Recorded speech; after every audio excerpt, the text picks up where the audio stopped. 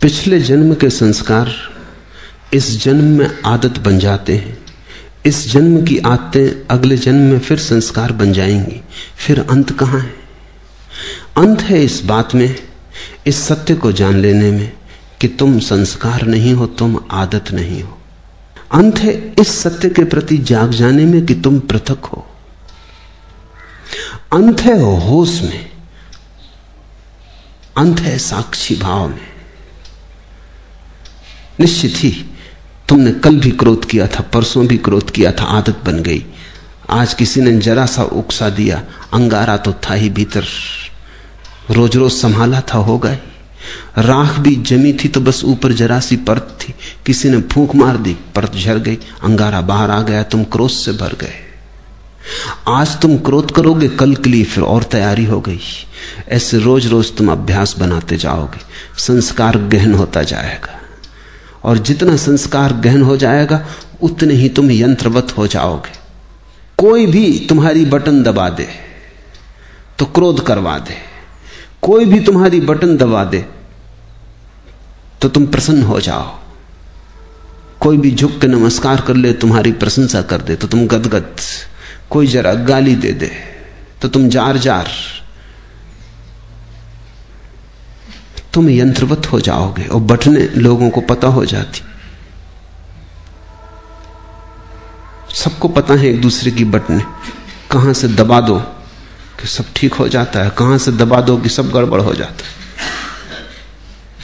तुम मशीन हो क्या या मनुष्य हो? मनुष्य होने का इतना ही अर्थ है कि कोई तुम्हारी क्रोध की बटन दबाए चला जाए, लेकिन तुम कहते हो नहीं करना, तो बटन दबती रहती। वो आदमी थक जाता, लेकिन तुम क्रोध नहीं करते। तुम कहते हो मैं अपना मालिक हूं, जब करना चाहूंगा करूंगा, जब न करना चाहूंगा नहीं करूंगा। प्रतिक्रिया और क्रिया में यही फर्क है। प्रतिक्रिया में दूसरा मालिक है, तुम नहीं, और क्रिया में तुम मालिक हो, दूसरा नहीं। और बड़े मजे की बात है, प्रतिक्रिया बांधती है, क्रिया मुक्त करती है। जो अपने कर्म का मालिक है उसके कर्म का कोई संस्कार नहीं बनता, और जो अपने कर्म का मालिक नहीं है, जो प्रतिकर्म करता है, रिएक्ट होता है सिर्फ, उस आदमी के जीवन में बंधन बनते चले जाते हैं। रोज रोज जाल मजबूत होता चला जाता है। आखिर में तुम पाते हो तुम तो बचे ही नहीं, आदतों का एक ढेर, मुर्दा ढेर, जिसमें से जीवन कभी का उड़ चुका। पक्षी तो जा चुका है जीवन का बहुत पहले, कटघरा छूट गया है, पिंजड़ा छूट गया है। जागो इसके पहले कि देर हो जाए, और आदतों से मुक्त होना शुरू करो। मैं तुमसे ये नहीं कह रहा कि बुरी आदतों से मुक्त हो जाओ और भली आदतें बना लो। तुम्हारे महात्मागण तुमसे यही कह रहे हैं। वो तुमसे कहते हैं बुरी आदतें छोड़ो, अच्छी बनाओ। मैं तुमसे कहता हूं आदत छोड़ो। बुरी और अच्छी आदत से कोई फर्क नहीं पड़ता। लोहे का हो पिंजड़ा की सोने का क्या फर्क पड़ता है? एक आदमी को सिगरेट पीने की आदत है, सारी दुनिया बुरी कहती। दूसरे को माला फेरने की आदत है, सारी दुनिया अच्छा कहती। जो सिगरेट पीता है वो अगर न पिए तो मुसीबत मालूम होती, जो माला फेरता अगर न फेरने दो तो मुसीबत मालूम होती। दोनों गुलाम हैं। एक को उठते ही से सिगरेट चाहिए, दूसरे को उठते ही से माला चाहिए। माला वाले को माला न मिले तो माला की तलफ लगती, सिगरेट वाले को सिगरेट न मिले तो सिगरेट की तलफ लगती। ऐसे बुनियाद में बहुत फासला नहीं है। सिगरेट भी एक तरह का माला फेरना है। धुआं भीतर ले गए, बाहर ले गए, भीतर ले गए, बाहर ले, मन के फिरा रहे हैं, बाहर भीतर। धुएं की माला है, जरा सूक्ष्म है। कोई अपना कंकड़ पत्थर की फेर रहा है, जरा स्थूल है। असली सवाल आदत से मुक्त होने का है।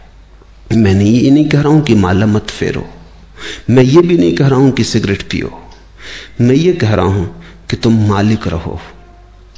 कोई आदत ऐसी ना हो जाए कि मालिक बन जाए।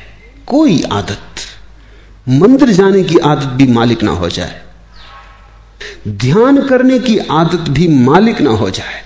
मालिक तुम ही रहो। मालकियत बचा के आदत का उपयोग कर लेना, यही साधना है। मालकियत खो दी और आदत सवार हो गई तो तुम यंत्रवत हो गए, तब तुम्हारा जीवन मूर्छित है। ऐसे लोग हैं जो मेरे पास आके कहते हैं कि अगर पूजा ना करें रोज तो बेचैनी लगती। वो सोचते हैं कि बड़ी धार्मिक घटना घट गई उनके जीवन। मैं उनसे पूछता हूं पूजा करने से कुछ आनंद मिलता है? वो कहते हैं आनंद तो कुछ नहीं मिलता, लेकिन ना करें तो बेचैनी लगती। यही तो सिगरेट पीने वाला कहता है। वो कहता है कि उससे पूछो कुछ आनंद मिलता? वो कहता है आनंद क्या रखा है, आनंद तो कुछ नहीं मिलता, कभी कभी खांसी जरूर आती, आनंद तो कुछ भी नहीं मिलता। लेकिन ना पियो तो बेचैनी मालूम होती। इसे तुम थोड़ा सोचो। इसी को मैं यंत्र हो जाना कहता हूं कि जिससे कुछ भी नहीं मिलता है, उससे भी न करने पर बेचैनी मालूम होती। उपलब्ध कुछ भी नहीं होता है, पाने को कुछ भी नहीं है, लेकिन छोड़ने में मुसीबत है, क्योंकि आदत ने पकड़ा है। अब आदत इतना ही कर सकती है, करो तो कुछ ना मिले, ना करो तो कुछ खोता मालूम पड़े। अब ये बड़े मजे की बात है, जिस चीज को करने से कुछ नहीं मिलता उसको ना करने से खोएगा कैसे? कुछ खोता नहीं, सिर्फ पुरानी आदत, पुरानी लकीरों पर न चलने से अड़चन मालूम होती। मैं एक बहुत बड़े वकील को जानता था। उनकी आदत थी कि जब भी वो अदालत में खड़े होते, पैरवी करते, बड़े वकील थे, अंतर्राष्ट्रीय ख्याति के थे, और लंदन और पेकिंग और दिल्ली 3 जगह उनके दफ्तर थे। तो उनकी आदत थी कि वो अपने कोट का बटन घुमाने लगते थे जब अटक जाते। सभी की होती, कोई अपना सिर खुजलाने लगता है, कोई कुछ करने लगता है। उस आदत का भी वैसा ही उपयोग है जैसे बटन दबाने का। तो अगर जब भी उनके विचार उलझ जाते या कोई उत्तर न सूझता तो वो कोट का बटन घुमाने लगते। घुमाने से कुछ मिलता था ये तो पक्का पता नहीं, क्योंकि कोट का बटन घुमाने से क्या मिलेगा। और जिसकी बुद्धि उलझी हुई हो, समझ में ना आ रहा हो, वो कोई कोट के बटन घुमाने से कुछ बात समझ में आ जाएगी। लेकिन विरोधियों को ये बात दिखाई पड़ गई कि वो जब भी उलझ जाते हैं तो बटन घुमाते। एक बड़ा मुकदमा था, एक बड़ी स्टेट का मुकदमा था प्रिवी काउंसिल में, लाखों का मामला था। तो विरोधी वकील ने उनके सोफर को मिला लिया, कुछ पैसे दिए और कहा कि तू इतना करना, उनके कोट के ऊपर का बटन तोड़ देना। तो जब अदालत में अपना कोट लेके हाथ में रख के आए तो वो बटन नदारद था। तो उस वक्त उन्होंने देखा भी नहीं, कोट डाल लिया। जब वो पैरवी करने लगे और वक्त आया, हाथ कोट के बटन पर गया, बस सब गड़बड़ हो गया।